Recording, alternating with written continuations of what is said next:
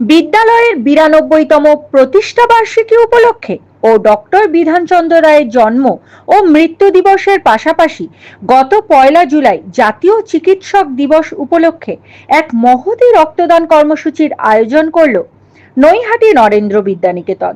বিদ্যালয় প্রাঙ্গণের রবীন্দ্র কক্ষে এদিনের রক্তদান কর্মসূচিতে উপস্থিত ছিলেন ব্যারাকপুরের সাংসদ পার্থ ভৌমিক, নৈহাটির বিধায়ক সনদ দে ও অন্যান্য বিশিষ্ট অতিথিবর্গ।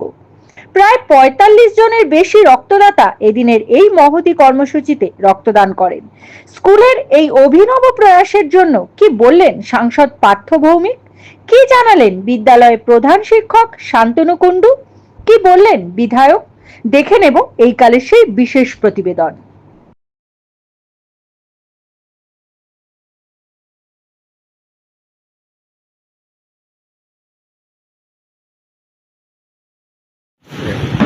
নৈহাটি নরেন্দ্র বিদ্যানিকেতন আজকে ডক্টরস ডে, প্রয়াত বিধানচন্দ্র রায়ের জন্মদিন এবং মৃত্যুদিন, প্রাক্তন মুখ্যমন্ত্রী। তাকে শ্রদ্ধার্ঘ্য নিবেদন করে নরেন্দ্র বিদ্যানিকেতন তার প্রধান শিক্ষক শান্তনুবাবু এবং যিনি আমাদের এখানকার সভানেত্রী কল্যাণী পাল এবং সমস্ত অভিভাবকেরা, স্টুডেন্টেরা যেভাবে ডক্টরকে পালন করার জন্য রক্তদান শিবিরের আয়োজন করেছেন, তার জন্য তাদের আমার আন্তরিক ধন্যবাদ এবং কৃতজ্ঞতা। আমি মনে করি যে এটাই আগামী দিনে অন্য স্কুলগুলোকেও পর্দায় থাকবে। আজকের দিনে বিশেষত্ব আছে দুটো। এক নম্বর হচ্ছে আজকে আমাদের বিদ্যালয়ের 92তম প্রতিষ্ঠাবার্ষিকী, 1 জুলাই 1933 সালে বিদ্যালয় প্রতিষ্ঠা হয়েছিল। দ্বিতীয়ত হচ্ছে আজকে বিধানচন্দ্র রায়, আমাদের সকলের প্রিয়, সকলের নমস্য বিধানচন্দ্র রায়ের আজকে জন্মদিন এবং মৃত্যুদিন, এবং 3 নম্বর ডক্টরস ডে। এই 3টে বিষয়কে লক্ষ্য রেখেই আমাদের আমরা উদ্যোগটা নিই।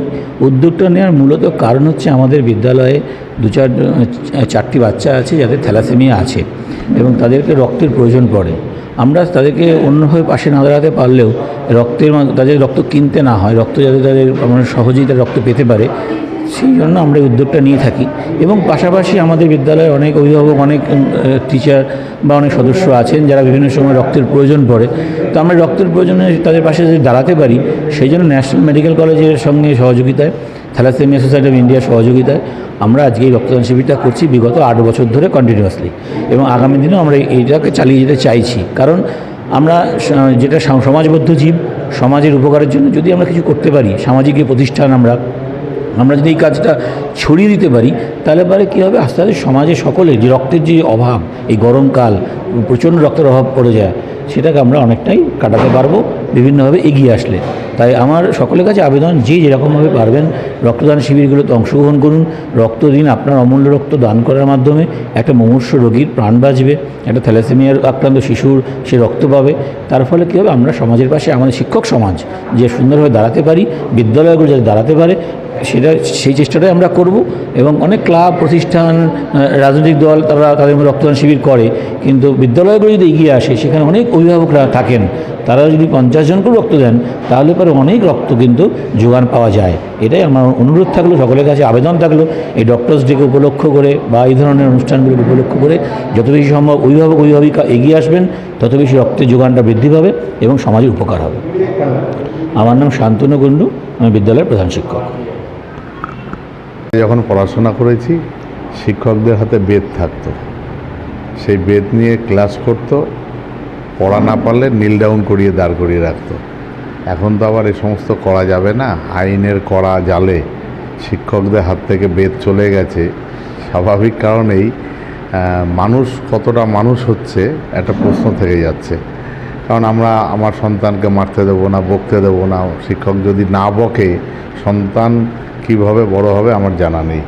তবু আজকে শিক্ষকরা শুধু বই পড়ায় না, তারা মানুষকে, যেমন মানুষ গড়ার কারিগর। আজকে দেখতে পাচ্ছি নরেন্দ্র বিদ্যানিকেতনের প্রধান শিক্ষক, তিনি নিজে দাঁড়িয়ে যেভাবে মানুষের প্রয়োজনে এই যে রক্ত আম্বানি তো দেশে নাকি সবচেয়ে বড় লোক, সেও পারবে না তার রক্তের প্রয়োজন পড়লে সে রক্তটা কিনতে। তার রক্তের দরকার পড়বে এই সমস্ত মানুষ যারা এই বিছানায় শুয়ে রক্ত দেবে, সেই রক্তটা আম্বানিদের মতন বড় লোকেদেরও প্রয়োজন হবে, তাদের টাকা থাকলেও পারবে না। সেটা আছে নরেন্দ্র বিদ্যানিকেতনের প্রধান শিক্ষক উদ্যোগ নিয়েছে।